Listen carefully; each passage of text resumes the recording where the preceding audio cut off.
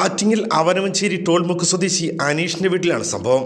വീടിന് സമീപത്തായുള്ള വിറകുപുരയിലാണ് steel pipe കഷ്ണം കുടുങ്ങിയ നിലയിൽ ചേര ഇനത്തിൽപ്പെട്ട പാമ്പിനെ കാണപ്പെട്ടത്. വിറകുപുരയിലോ പുരയിടത്തിലോ ഉണ്ടായിരുന്ന സ്റ്റീൽ കഷ്ണത്തിനകത്ത് കൂടി കടക്കാൻ ശ്രമിക്കുമ്പോഴാകാം പാമ്പ് കുടുങ്ങിയത്.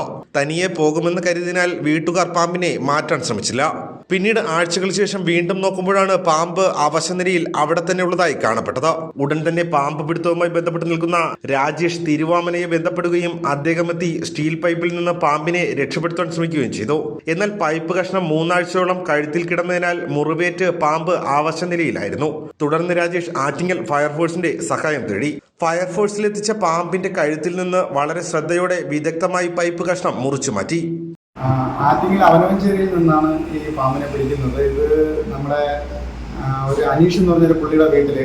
അപ്പോൾ പുള്ളിക്കാരനെ വിളിച്ചിട്ട് ഇങ്ങനൊരു ചേര പൈപ്പിനകത്ത് കുരുങ്ങി 3 ആഴ്ച കൂടുതലായി. അപ്പോൾ അത് അവശ നിലയിലാണ്, എത്രയും പെട്ടെന്ന് വരണമെന്ന് പറഞ്ഞപ്പോൾ ഞാൻ പെട്ടെന്ന് പുള്ളിക്കാരൻ്റെ വീട്ടിൽ ചെന്നു. പിന്നെ ഇതിനെ എടുത്തപ്പോൾ ഇത് തീർത്തും അവശ നിലയിലായിരുന്നു.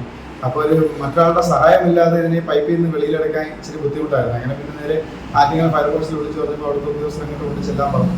അങ്ങനെ അവിടെ കൊണ്ടുചെന്നാണ് അവരുടെ സഹായത്തോടു കൂടിയാണ് ഇത് വെളിയിലെടുത്ത് പിന്നെ എൻ്റെ ദേഹത്ത് മുറിവൊക്കെ അരിച്ചിട്ടുണ്ടായിരുന്നു. പിന്നെ ആ മുറിവൊക്കെ ഒന്ന് ഭേദമാവുന്നവരെ മരുന്നൊക്കെ ഇട്ട് വെച്ചു. പിന്നെ കാട്ടിലേക്ക് തുറന്നു വിടുകയാണ് ചെയ്തത്. കഴുത്തിൽ നല്ല രീതിയിൽ മുറിവേറ്റ പാമ്പിനെ പിന്നീട് കാരേറ്റ് ചെറുക്കാരം മൃഗാശുപത്രിയിലെത്തിച്ച് ചികിത്സയ്ക്ക് വിധേയമാക്കി. ഭാരത് ഭൂഷൺ, ആറ്റിങ്ങൽ.